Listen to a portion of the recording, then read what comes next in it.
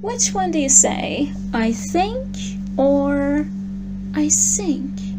Well, let's fix your pronunciation now.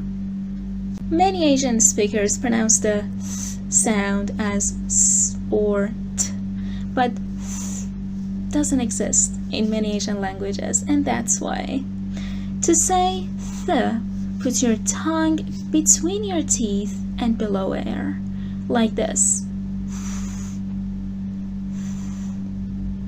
Now repeat after me.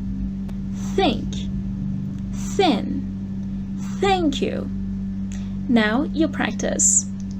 Think, sink, think, sink.